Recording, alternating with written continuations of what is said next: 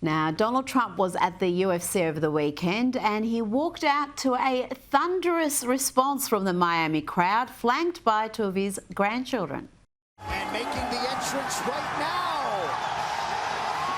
to a standing ovation, the 47th President of the United States of America, flanked by UFC CEO Dana White and others, Donald J. Trump. Is there anybody else that has a walk-in other than a fighter? I mean, he has some music. Can rock stars playing? He had one at the NCAA tournament too. He always gets a walkout. Trump not only got a rock star entrance, but he had sporting stars flocking to shake his hand, including UFC champ Dominic Reyes, moments after his big win.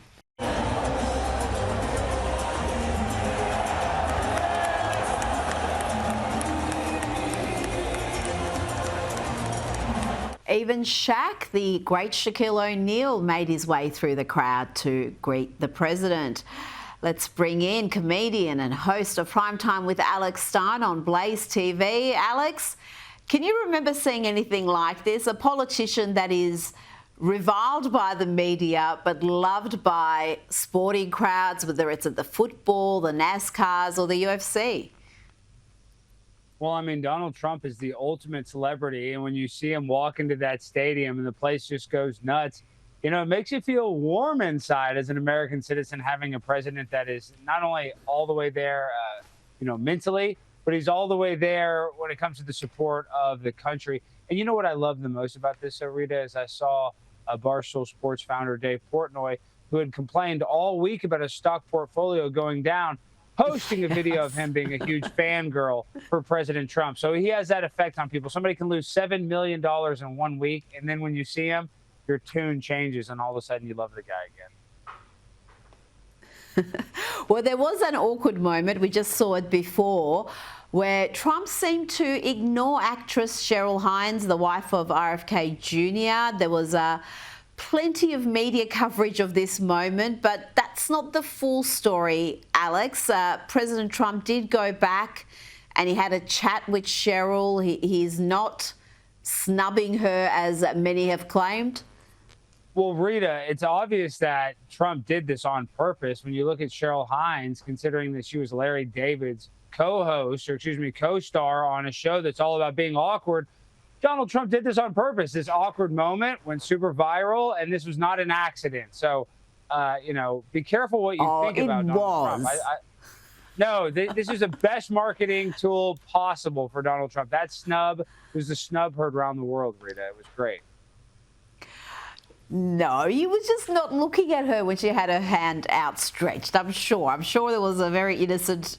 He's got no problem with Cheryl Hines. She's actually been incredibly brave in standing up to the Hollywood bullies, because they did come for her when RFK Jr. first announced that he was going to be part of the Trump camp.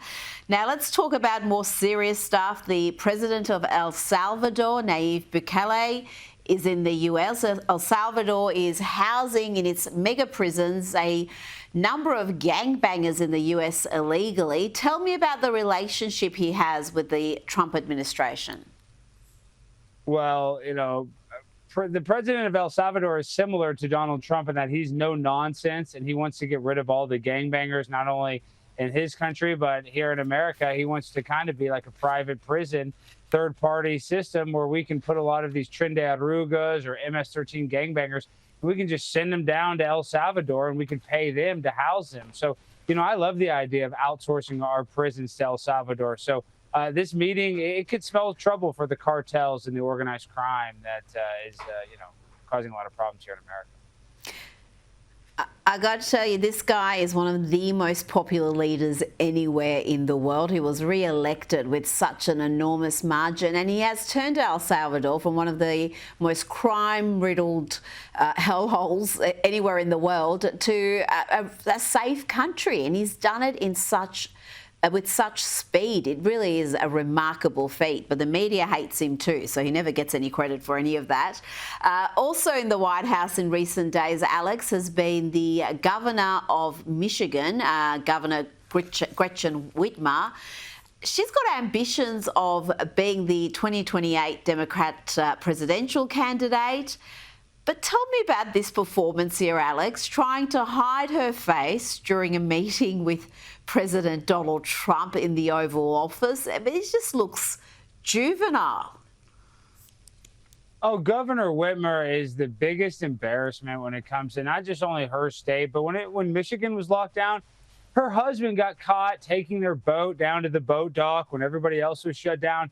When it comes to Whitmer, like, you know, she did that weird, publicity stunt where she fed the girl the milk and the Doritos chips. So she's not one to shy away from having her face in front of a camera. So for her to do this is just another political stunt, an embarrassment. And it shows you a politician that doesn't want to try to reach across the aisle to try to get things done for her constituents. Instead, she hides her face because she's ashamed and she's a coward of who she really is.